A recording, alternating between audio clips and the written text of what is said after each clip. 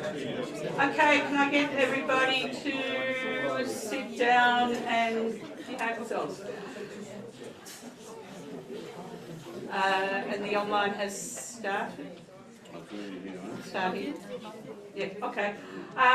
Welcome everyone to this joint seminar. So this is presented jointly by the Victorian Division of ATSI as well as our Energy Forum, with the title being The Transformation of Australia's Energy System.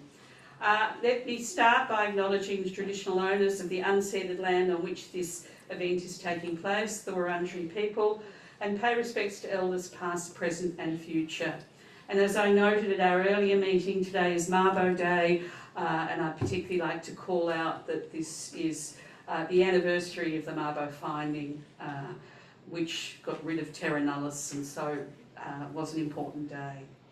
But I'm going to hand over to our moderator today, who is Tony Wood. Tony is, of course, the Director of Energy and Climate Change Program at the Grattan Institute.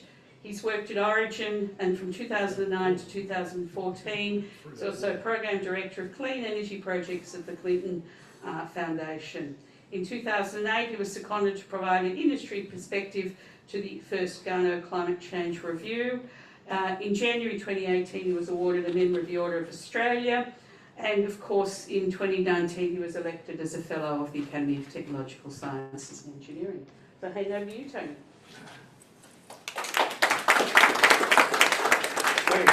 Thank you, Sandra. Of course, you know which one for me is the most valuable, don't you? So that's all right. Actually, I was intrigued. Recently, I was doing a presentation at a conference, and someone introduced a very similar introduction to what Sandra used, and made the point that I'd worked on the first Garnet review. I'm trying to work out whether that was something to do with Alf Garnet, or whether it was just purely that people under the age of 40 had never heard of Ross Garnet. I have not shared that story with Ross, by the way, so we'll see. But that's been, it's been a fascinating journey. What I've been doing since I was in the corporate world to be involved with energy. I thought when someone approached me to work in the energy industry, well, nothing could be more boring. Just dig up the coal and burn it, and away you go. And of course, things haven't quite worked out that way. And one of the people who's most at the centre of how we deal with the fact we're not going to be burning coal anymore is Daniel Whistlin. I met Daniel not long after he arrived in Australia back from the UK. I think we met when you were at McKinsey. But Daniel went and learned a lot about the way energy systems work in the real world, like in the consulting world, in the UK. And but he followed Audrey Zibelman, and some of you I'm sure would recall Audrey's role. And amongst other things, what I think she did well and successfully, some people might have thought she was going too far, but really raised the communications profile of the organisation in a way that I thought worked very well, because when she arrived in Australia, it was on the, just shortly, when she arrived at Sydney Airport, and she looked at the monitors at the airport waiting for her luggage, they were talking about the blackout in South Australia. And she said, well, what am I doing here? Because I met her at the meeting a few weeks ago, later after, when AEMO was presenting the results of the investigation into the blackout in South Australia. And I was at the meeting, and I heard what people said. The next day, half the media said it was all caused by renewables, and the other half said it was caused by not having enough renewables. So that just shows you how this industry is so complex, and therefore having people like Audrey was important. And of course, then Daniel stepped into her shoes, has been there for a while now. He remains one of the high-profile people. He remains to have, I think he clearly has the confidence of government, and that is so important. I mean, these organisations are independent agencies, but they are sensitive to the needs of government, and they need to give ministers the comfort that they need, because if they don't, the ministers will do things we don't like, none of us are going to like. So it's really important that not only does AEMO deliver what it's supposed to do, but it communicates that in a way that gives the ministers the confidence that they don't have to second guess what the market operator is doing. I won't bore you with the detail of what the role is of the operator versus the other parts of the industry, but what Daniel's going to do is take you through some of the interesting stories that have led us to where we are now. What I think is actually it's not the most important pivotal point in the history of the energy system, but it's not far off. I mean, this is a really interesting time to be involved in the energy industry. I'm certainly enjoying being involved with it. I think Daniel was as well most of the time, except when the shit hit the fan. But I think you'll find this very interesting, and we'll have the opportunity to quiz Daniel on some of the things he's not going to talk about, which we are. All right? Okay, Daniel.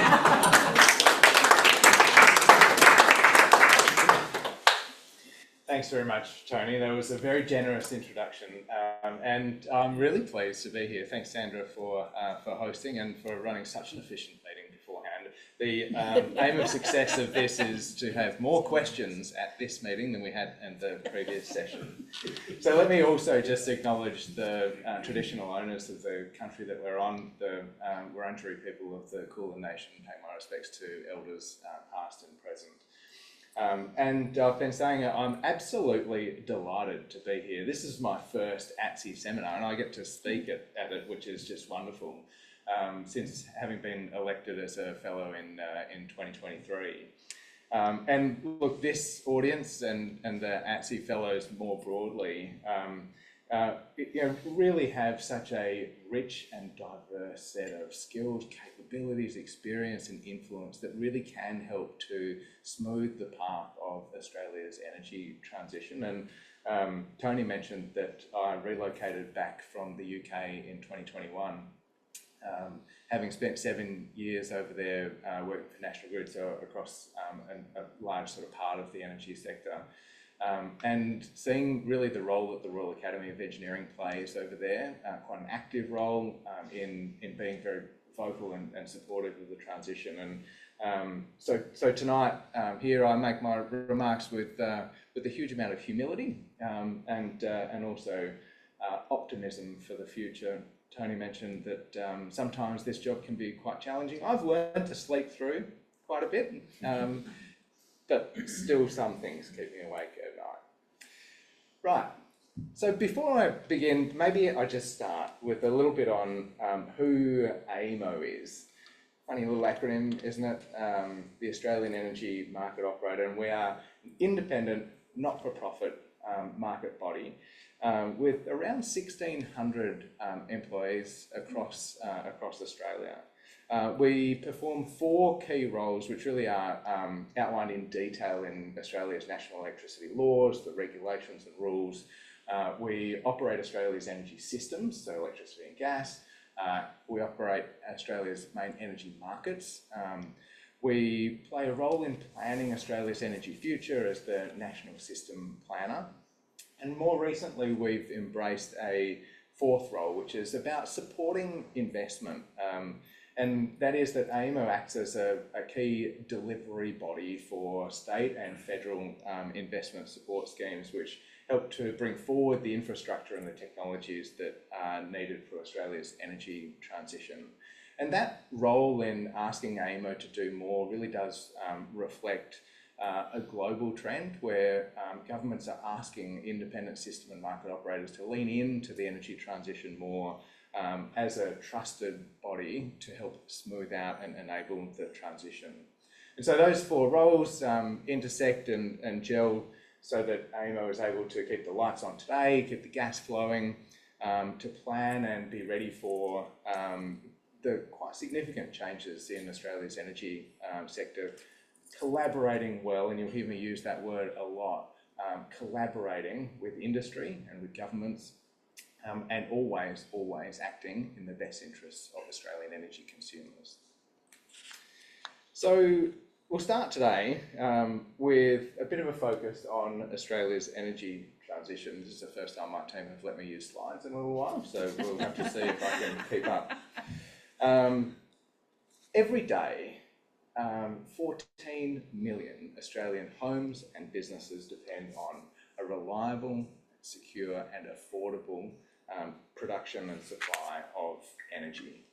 And today, Australia is undergoing a historic transformation of our energy system, both how we produce energy and how we consume energy. And that transition is already well underway. It's not just beginning, it is well underway. Our fleet of coal-fired power stations are reaching the end of their lives. In fact, 10 coal-fired power stations have retired since 2012. And investors are telling us that the rest will retire over the next 2 decades and probably sooner. they're just coming to the end of their technical lives. The least cost replacement for that energy is by harnessing Australia's abundant sunshine and wind, storing that energy in batteries and dams that then are able to smooth out the peaks of the variable renewable energy, and ensuring that there's sufficient flexible gas generation available as the ultimate backstop for reliability in periods where the sun doesn't shine and the wind doesn't blow for periods of time. So Australia's energy sector is very much shifting from an old paradigm of what we'd call base load and peaking, so coal-fired power stations running at high utilisation throughout the day and night, supplemented by peaking gas for those periods when we get home and we turn on the lights and cook dinner, through to a new paradigm of renewables and firming, where renewable energy, that variable renewable energy, is the mainstay of energy supply, and it's firmed up by batteries and hydro and other forms of storage, and ultimately backed up by flexible gas generation. And Australia is very much leading the world in the uptake of inverter-based generation, so often dominated by rooftop solar, which is frankly more common across Australian suburbs than household swimming pools now. In fact, there are more than 4 million rooftop solar systems across Australia, and they're growing fast, show absolutely no signs of abating, around about 400,000 new systems a year at this rate. And it is customers, us, who are taking control of our own energy, contributing to emissions reduction and taking control of our own power bills. But the implications of this are a pretty seismic shift from big industrial scale generators that are controllable and have characteristics that power system engineers are very familiar with, to millions of inverter-based generators that are spread across our towns, our cities, our suburbs. And it is that is really the heavy focus of many of us at AEMO, engineers, data scientists, economists, digital professionals all around the country.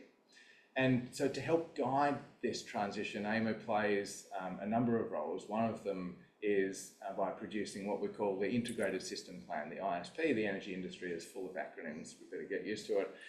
So the ISP, which is the least cost pathway for Australia to net zero in 2050 as our coal-fired power stations retire. And the transformation that the ISP projects is nothing short of profound, really. Electricity consumption set to almost double by 2050. The retirement of 90% of the remaining coal-fired power stations today over the next decade. The increase in onshore wind from about 12 gigawatts today to about 60 gigawatts in 2050. Grid-scale solar up from 10 gigawatts today to 58 gigawatts. And the continued growth of rooftop solar from 22 gigawatts today up to 72 gigawatts by 2050. And it doesn't stop there. To firm up that variable renewable energy, it projects that storage from batteries and pumped hydro will grow from 3 gigawatts today to 49 gigawatts by 2050, and that 13 gigawatts of new flexible gas generation will be built. And all of that change in generation mix will be supported by investment in new and upgraded transmission and distribution networks. And the transformation of our energy system, which is the backbone of modern society, is an enormous societal task. And I said this transition is well underway. It's been happening for a decade. Those 10 coal-fired power stations that have closed are one fact point. Another is that renewable energy today provides more than 40% of energy needs on average, and at times meets as much as 75% of energy demand. And we publish every quarter a connection scorecard which shows the projects that are connecting into the national electricity market. shows that a wave of investment is continuing in renewable generation and in storage that grows in momentum, and actually in that connections pipeline, we call it, is over 50 gigawatts of projects. And look, in just plain megawatts, that is about 3/4 of the national electricity market. Of course, it's variable renewable generation and storage, so we all know it doesn't work one for one like that. But then upgraded networks, transmission and distribution are absolutely critical to connect consumers to those to that lowest cost source of energy at any point in time. And there is around 2,500 kilometres of transmission projects that are already well underway towards that 10,000 kilometre figure that the ISP projects. And look, if done well, Australia stands to benefit from investment that's roughly twice the investment of the recent LNG boom. See, now I'm showing my age, it's not that recent, is it, the LNG boom?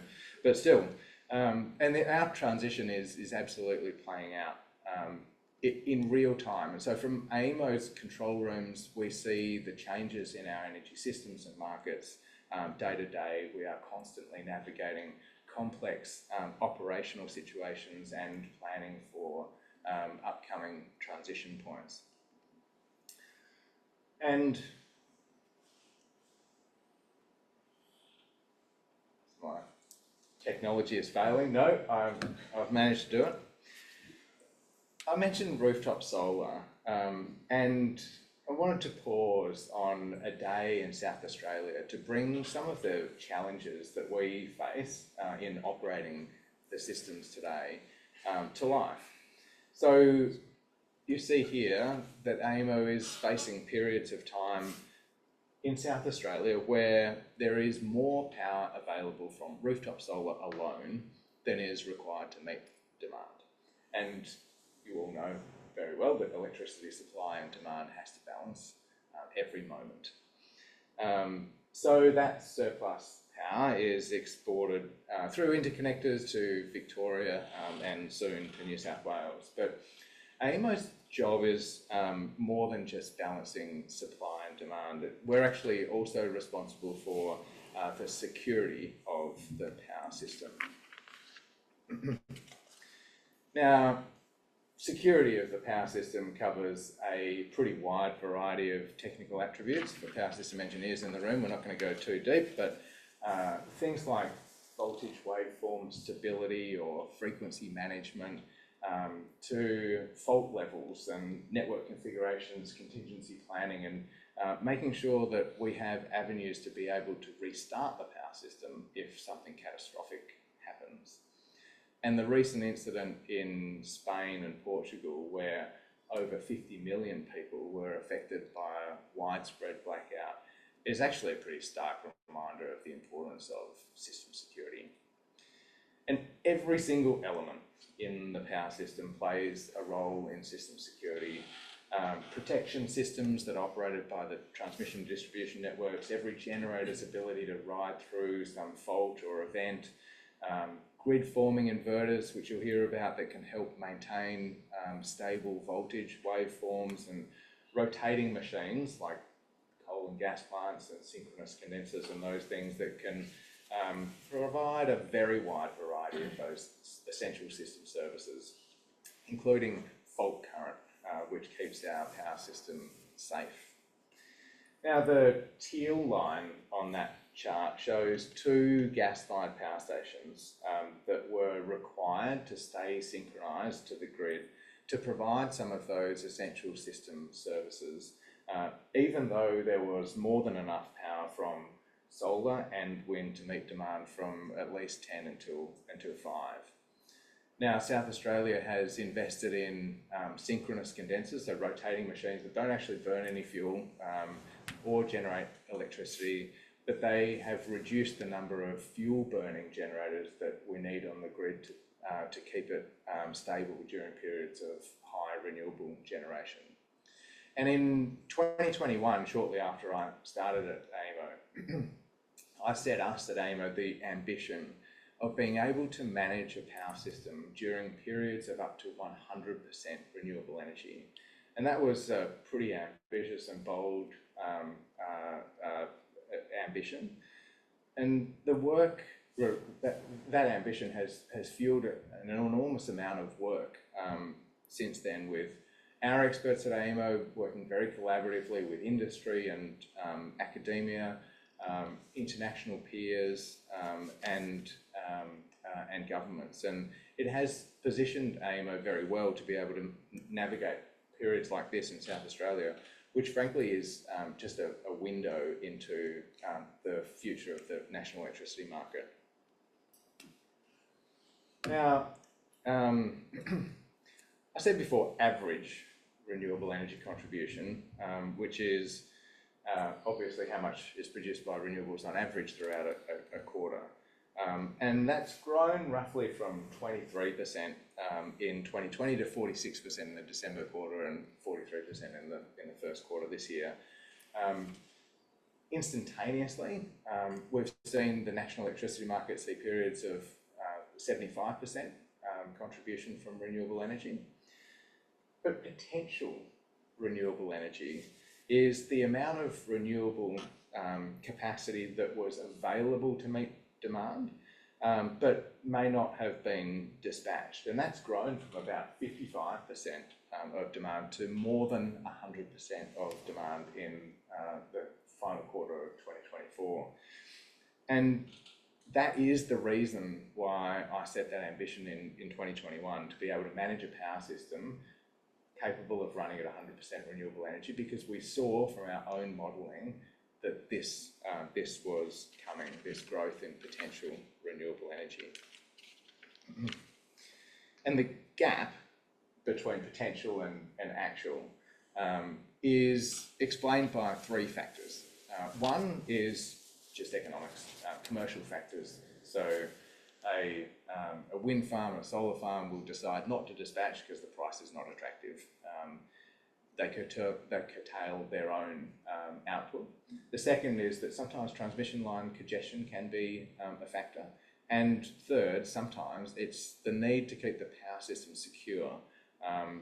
And we saw that in the teal line on the previous page.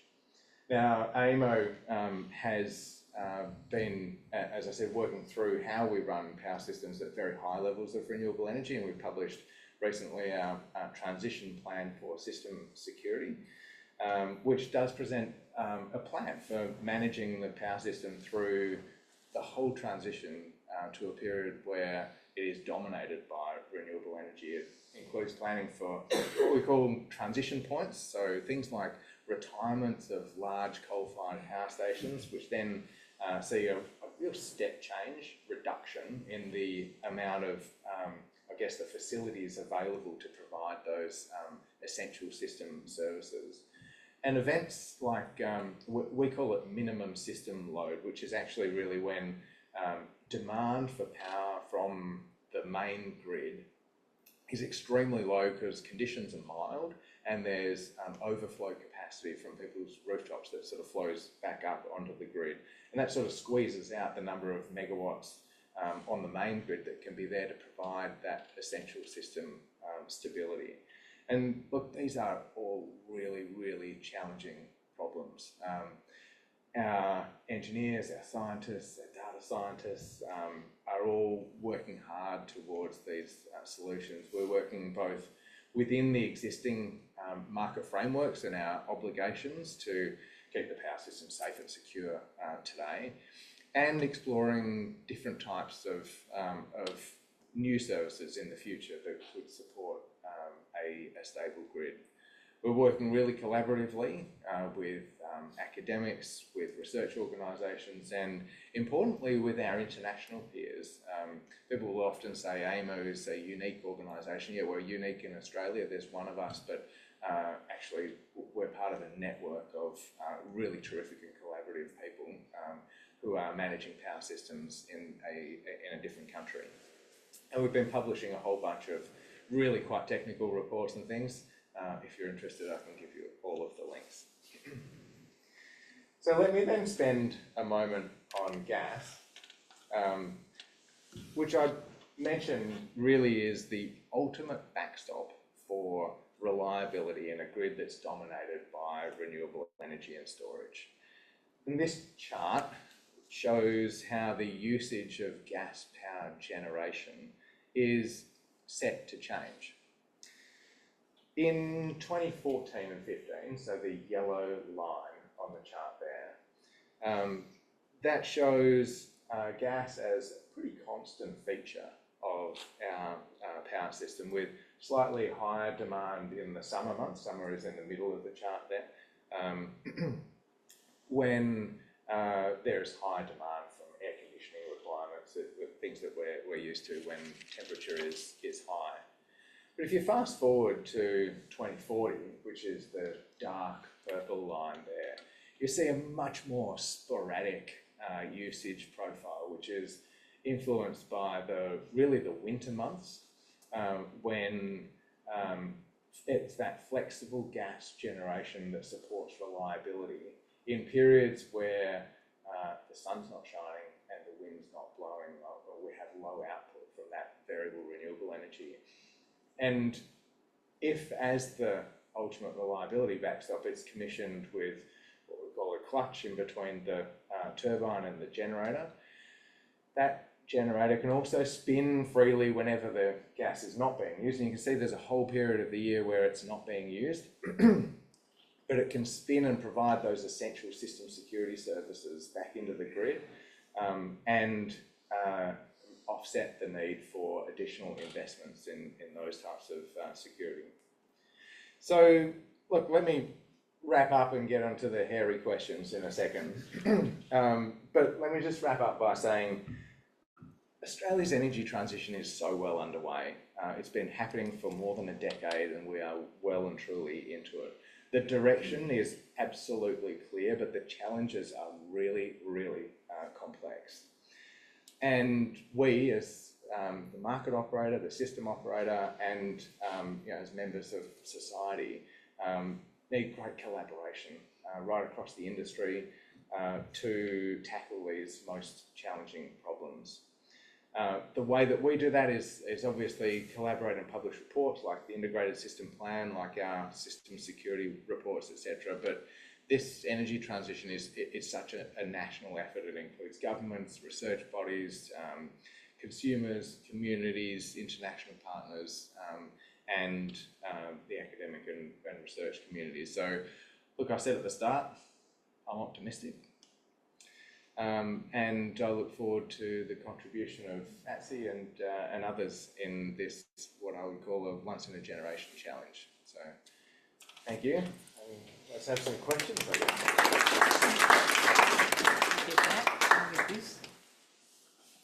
Thank you.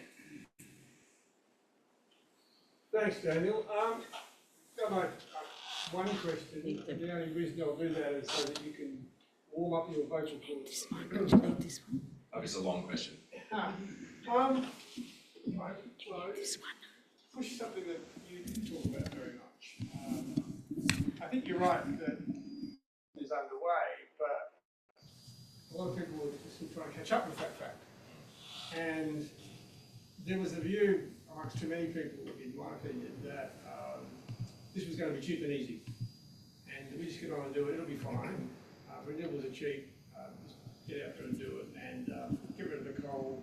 Don't even bother about gas, because we'll just need to do that with batteries and lots of pumped hydro. And of course, that's turning out not actually to be true. What's concerned us a little bit more in the last little while is that when the idea that it was going to be cheap and easy is no longer true, it opens up the door for those who think it's going to be really expensive and really hard. And that's not true either. And the trick is that we've got to find a way through the middle of that. And I think that's part of what you're trying to do with those various instruments. And the ISP may be central to it, but some of those other things are important if we are able to make this transition, because this is not a choice. We do not have a choice about meeting climate change. The only choice we have is whether we do it well or whether we do it badly. And that's what I think the role of AEMO and the other market bodies is all about. So I guess the thing that I'm interested in, it sort of hit the airwaves and got a bit of commentary recently, the report you put out a couple of weeks ago, which brought to people's attention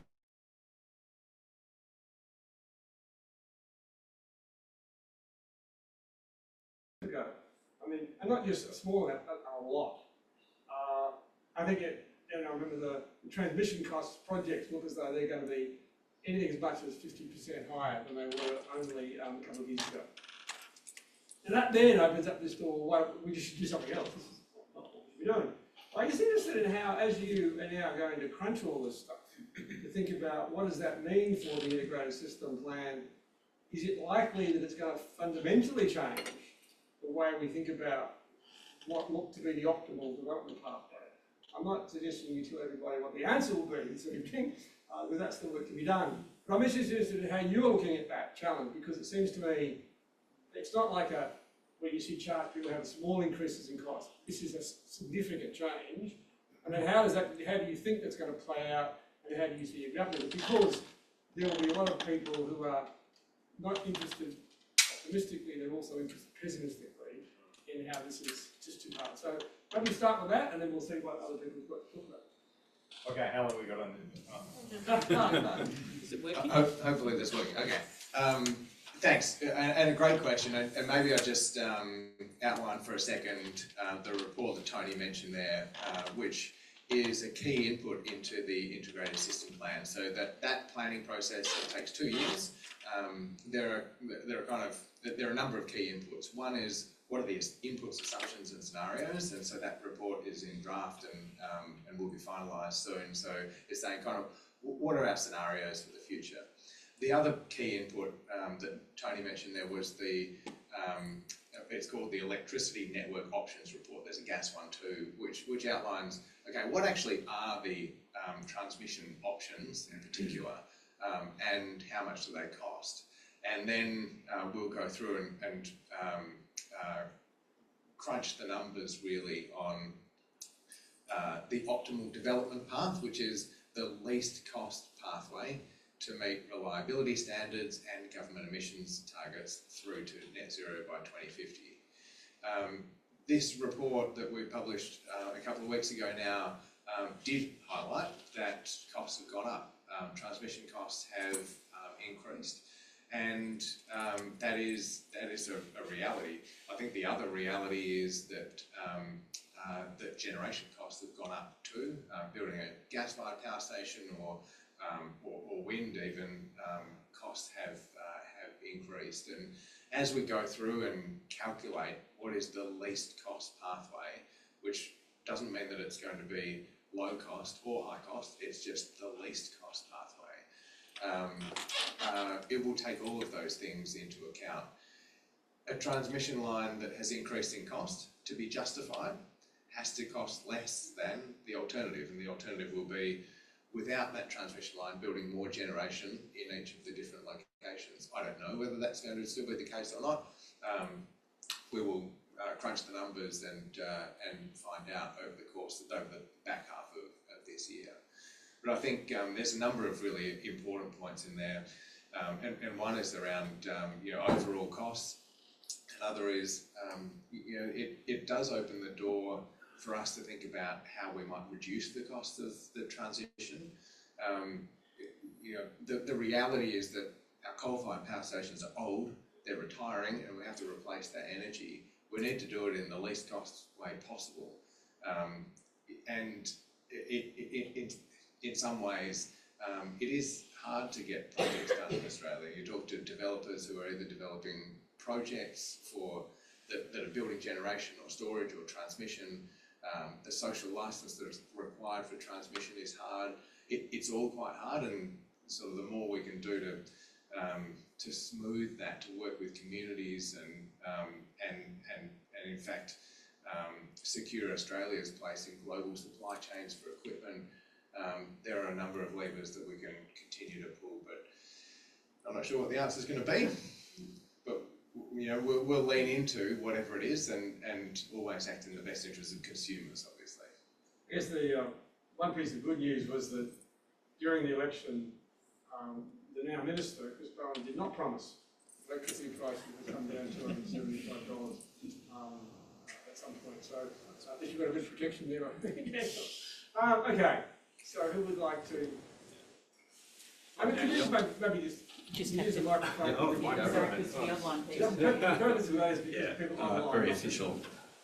Thanks, Daniel. Look, as the power system operator, I wonder if there are any insights you've gained beyond the Google Translate fails that the rest of us have had to put up with on the Iberian blackout, and any parallels or learnings there may be for the Australian power system. You've got an important job there, Senator. The short answer is it's too early to say because obviously the investigation is still underway. There haven't been really any publications of facts coming out. The engineers in Spain and Portugal are still investigating. But what it will show, and what it really does already highlight for us, is the importance of system security. This was not, to Tony's point earlier, it's not too much of a particular type of generation. This will be some complex interaction of power system components, protection systems, voltage management, things that, they don't generally enter the public discourse around power system management. It'll be a whole series of those things which will definitely have lessons, right? No, I'm not saying, I don't know what they will be, but there will be lessons for all of us in what is such a large-scale incident. I think many of them will be deeply technical, and that's a good thing. Power systems are probably, go out on a limb here and say they're probably the most complex machine that we run as humankind. So it's good to be able to learn these lessons, and for us really does re-emphasise that it's system security. It wasn't a reliability thing, it was a security thing. And so it's one thing to have enough energy, it's another thing to make sure that the power system is secure at all times. And we're absolutely acutely aware of that. But you ask anyone who's not a power system engineer or not involved in running the system, that it doesn't register. So it does help us, I think, get power system security onto the radar again and really make sure that we are set up for success. That is probably the thing we're most focused on in the energy transition at the moment, is that system security and essential system services. Yeah. It's also interesting, again, in that circumstance, what we saw was that people immediately said, more than 50% renewable, it must have been the renewables caused the problem, right? I think it was first quarter of last year or something like that, we had a situation in Victoria where we had storms, power lines went down, and Loy Yang tripped coal-fired power stations to do exactly that, protect itself. So this is not something, this is caused by the security issues that Daniel's talking about, not because this is a renewable energy source. So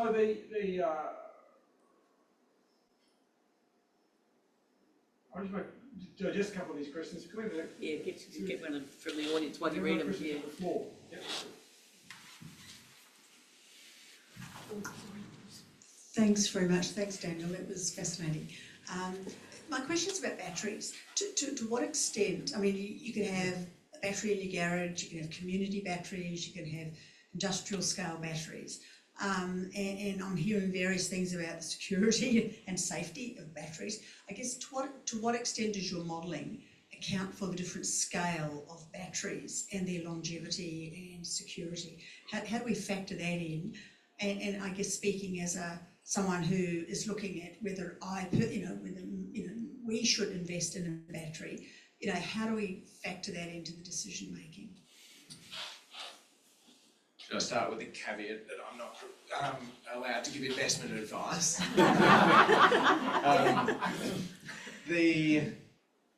The ISP shows us that we need storage at every single level of the power system, from homes, small batteries in our homes, to batteries on the distribution network that really help with that network utilisation, soak up excess solar during the day and discharge it later in the day, grid scale batteries at the transmission network.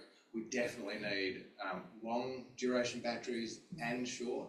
So look, in short, all forms of storage are helpful, in creating the flexibility in the power system that it needs to be able to make the most of that variable renewable energy.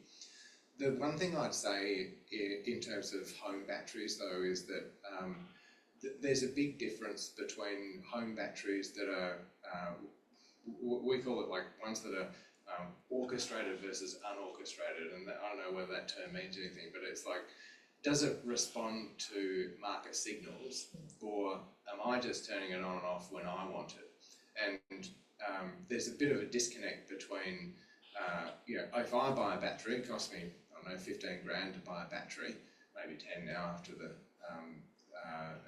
federal government subsidy. And so I own it, and I'm going to turn it on and off depending on my needs. But that doesn't mean that the power system needs it then. And the modelling that we've done recently shows that the difference between consumers, this is just home batteries really, who just use it themselves for their own benefit versus having it respond to market signals. The societal value is about, I'm going to get the number wrong, $3 to $4 billion worth of societal value at stake there. So if those home batteries are able to respond to market signals, the whole power system costs less, and everyone benefits, whether you've got a battery or not. But if you just use it, if I just use it for myself, then it's just my benefit. So that's what goes into, I think, some of the government thinking around making sure that these home batteries are, if they're subsidised, they're capable of participating in a virtual power plant, because that's really the sort of orchestration and use of market signals. So batteries are good at all levels, at all durations. We need them all, but orchestration, having them respond to the market, is better. Is good for everyone. I think batteries are also the first time ever we're actually able to deal with, you know, Danny made the point earlier about matching supply and demand instantaneous all the time.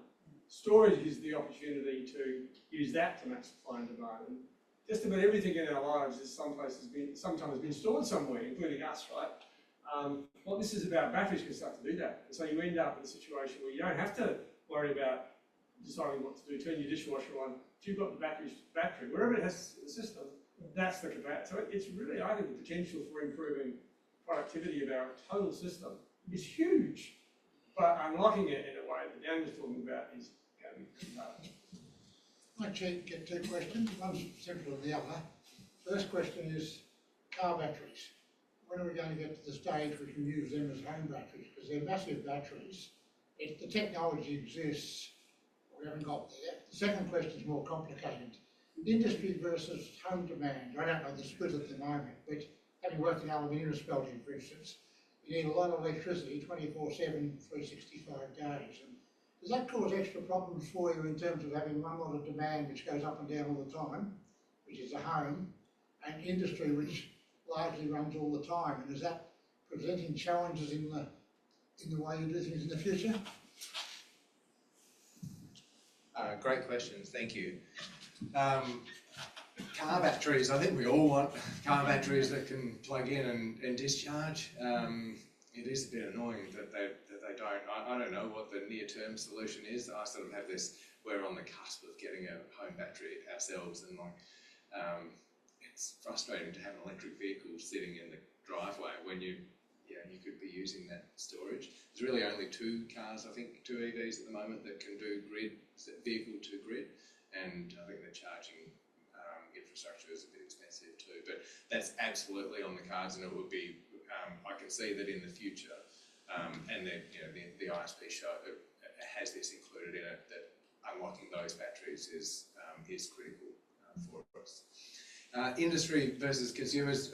Look, the short answer is no. It doesn't cause problems at all. In fact, to be honest, there are parts of industry that are really helpful in managing peak demand. So aluminium smelters, for example, can flex their demand at periods of time. They get paid for it.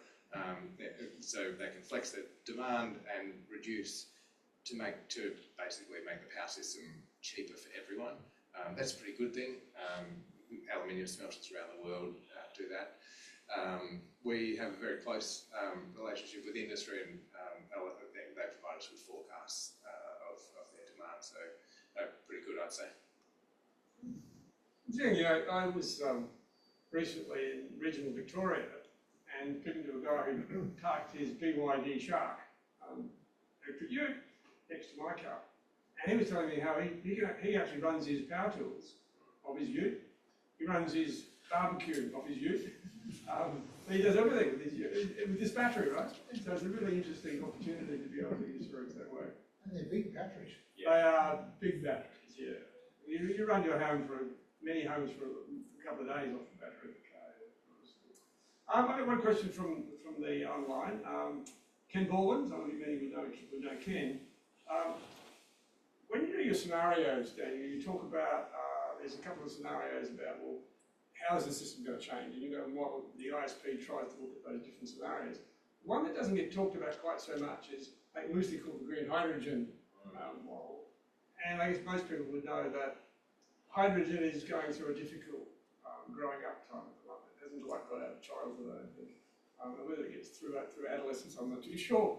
But yeah, there's some big challenges there. And the opportunity, however, looks enormous. I mean, the Superpower Institute is just putting out its report on the opportunities for green iron and the export opportunities that come that brings with it. But of course, the amount of renewable electricity you've got to have to produce the renewable hydrogen to make the green iron and the other green stuff is dramatic.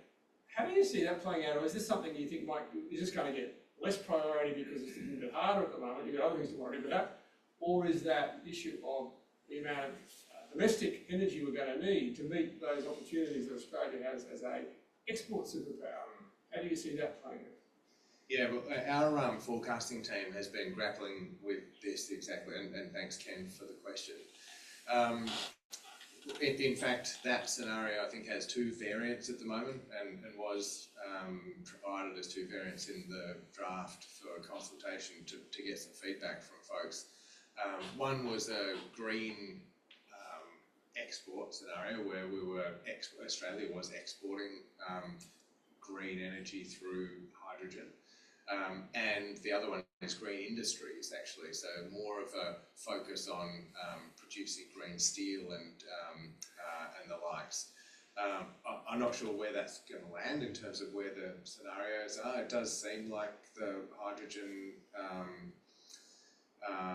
the optimism around hydrogen has softened recently, and that's a bit disappointing, isn't it? But not to say that it won't get there. I'll be very curious to see where the feedback comes in on the two different scenarios. We will have those green scenarios are our kind of high growth scenarios, because as you say, you need a lot of renewable energy generation to meet them. And I'll be curious to see what the feedback is around export versus industry in Australia. My question is, you had social licence in one of your items. How does AEMO play a role in social licence? And I say that in the sense, I come from down Anglesey area, and down there we've got farmers and people who are so angry with the transmission process. Katrina Roundtree is a great friend of mine. Her farm and all the area around the Uyang's been trashed by a battery farm that's been proposed there, which was approved on the day after the federal election. And so where does your responsibility with that concept of social licence fit with my experience as to how the social licence is unfolding amongst the rural community? It's such a complex topic, isn't it? I'm just going to separate out one of the things that AEMO does is quite specific in for the Victorian government. We're supporting the early, planning and construction of transmission in Western Victoria. It's quite a small role, and we're giving that back to the government. So I'm just going to carve that out for a second and say that AEMO's role as the overall system planner, we are very conscious of social licence. We're very conscious about the impact of this energy transition on communities, on people, on individuals. But in terms of how that translates to people on the ground, it's the the developers and the transmission companies who own those one-to-one or many-to-one or one-to-many relationships. It is, I mean, I think you see in many rural communities, this is absolutely a challenging topic, and it's one that doesn't just stop with people who own farms or properties, but our First Nations communities as well, who in many instances have not benefited from the energy transition and really deserve to. So it's such a complex topic. I mean, at the highest level, it's really governments are also leaning into it. AEMO plays a role. We absolutely appreciate the importance of it. I've been out around kitchen tables in Western Victoria for transmission, for wind and solar. It's a big issue, and I don't have a silver bullet for it though. I think there was a report commissioned by the government on this question of social licence, and it was deeply technical. It came through with the very complex academic conclusion that if you treat people with respect, it makes a difference. What a surprise. And what that means is that I think, unfortunately, and this is not just unique to this particular one, but it's such a big deal compared to a lot of other projects. I mean, I was involved in the gas industry, and we often had to we were dealing with the pipeline, we had to go and deal with farmers and so forth. We had small numbers. This is much bigger than that. And unfortunately, I think we did a terrible job. And only now we're starting to catch up, but it was by the time people in those communities have got seriously pissed off with companies coming on and doing things to them, it's very hard to bring it back again. And yet, when I speak to some communities, actually what they're interested in, as Daniel said, we see all this happening, we're not getting any benefit from it. And yet now we are starting to see some projects where the developers are sitting down with those communities. Okay, what can we do that's going to help you get the benefit of having the fact that your town is surrounded by wind farms? How can we get that? So that's where the answer is going to be, Peter. I think the difficulty is that we've got to not just start from where we are now, we've also got to fix the problems that occurred over the last 2 or 3 years of not doing it well at all. So it is a big deal. Next. Yes. Thank you so much. It's great to see so much emphasis on the renewables. And the one word I didn't hear you use was nuclear. And so, without being too controversial, because I know that's a big topic, but is there a role, and or not, for nuclear energy? I made it 55 minutes. Sorry. At AEMO, we are technology agnostic. And look, I would say in any scenario, nuclear is an absolutely critical technology in the future of the global energy transition. Australia is one country, the whole world is going through a similar transition. Nuclear is a zero emissions technology that can provide energy through this decarbonisation around the world, and is obviously used extensively. From a power system operations perspective, I mentioned before, I came from the UK, operated a transmission system with 8 nuclear power stations on it. It's not new. The question about nuclear for Australia is a societal question. It's not really a power system question, and that's one that I'm quite happy to let politicians have the societal debate, put the pros and cons, and make a decision. Like I said, it's not really a power system thing for us. Our mandate is within the existing framework, so Australia's energy regulations and rules, where nuclear is prohibited in Australia, develop the least cost pathway to net zero by 2050, and the least cost pathway is renewable energy firmed up with storage and pumped hydro, backed up with gas, and connected in with upgraded networks.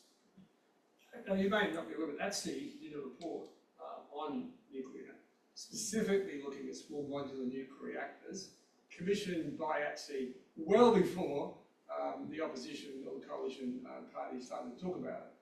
I think what happened there, unfortunately, was that what was originally an interesting idea, that if these things ever delivered what is the potential that people think small modular nuclear reactors could have, that would be interesting.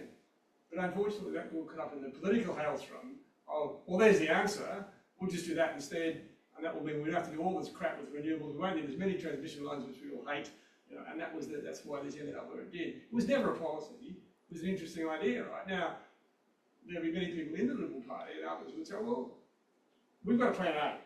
Plan A is going, okay, there's challenges, absolutely. But we're going to follow Plan A. Nuclear is not part of that. Is it going to be part of Plan B if it turns out that some of the challenges we're seeing turn out to be much harder? When we have to try and have a system that's 95% wind and solar backed up by gas, how does that work? Is that when we start thinking about maybe? So I think that's where for me, that's where nuclear could fit, without having to say no, never, but also saying not today. Next, yes. Thank you. I'm a computer scientist, and when you talked about security of the grid, my mind went elsewhere and started thinking about cyber security and physical security, which I guess applies to any system. But with this big transition, especially with the role of digital and data to kind of controlling it, it does suggest that there's a lot more points at which it becomes vulnerable.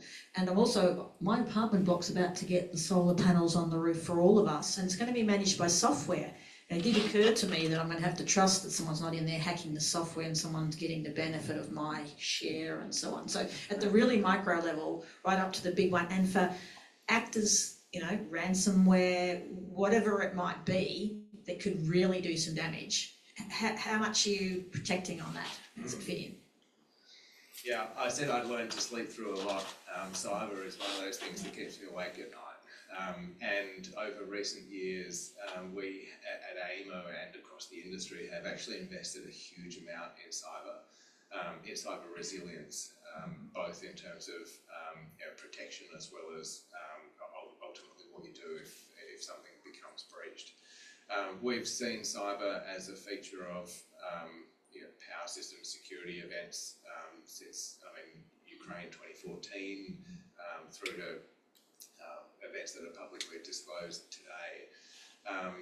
We at AEMO, we actually have recently embraced or been conferred a new role as the industry cyber coordinator.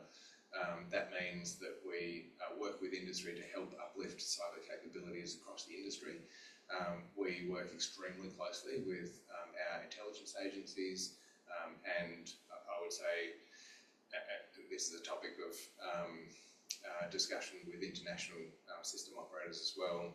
I'd say we're right at the sort of the cutting edge of our role there. We actually recently, I think probably just 2 weeks ago, undertook, obviously within operations, the way to prepare for disasters is to train for them. And so we run, you never want to come into our control rooms because we're running trainings on how to black start the system or something really terrible. But just recently with industry, we did a week-long training exercise on a cyber event. And that's the second year in a row that we've done that. So look, a huge amount of effort, investment and expertise goes into cyber resilience right across the grid, and that's obviously supported by a bunch of the security and critical infrastructure requirements that are put upon us, etc. So yeah, always a worry, but certainly a big focus of ours. Last question. Thank you. I'm going to change the topic a little bit. You mentioned a lot, very insightful presentation, thank you, and the Q&A.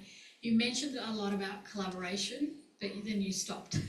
And I guess I'm curious if you can unpack what differences are you seeing in working in the UK back to Australia, and what are the challenges and opportunities for better collaboration to happen to get to the outcomes that we need?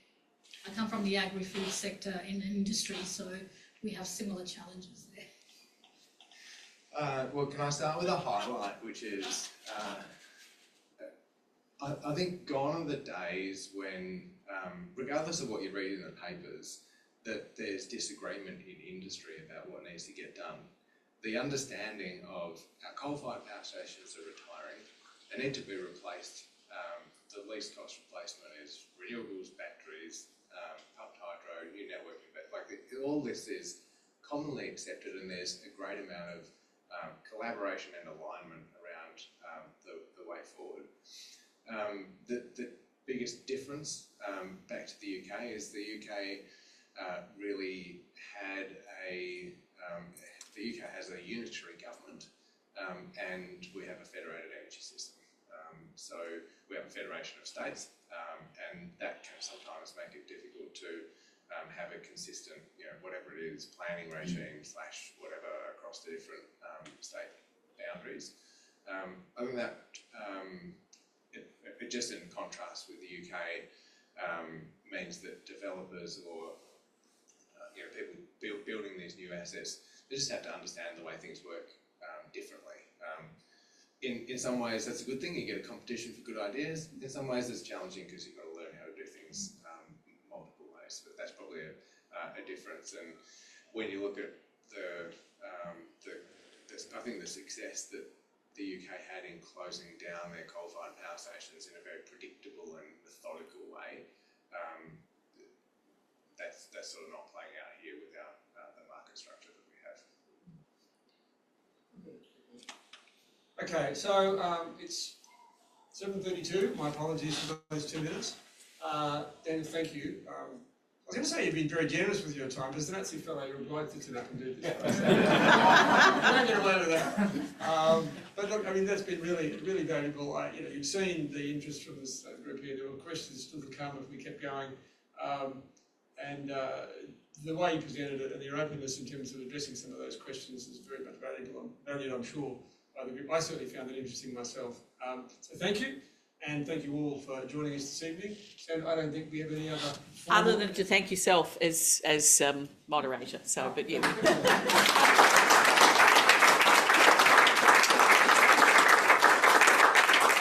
Yep, no, that's it.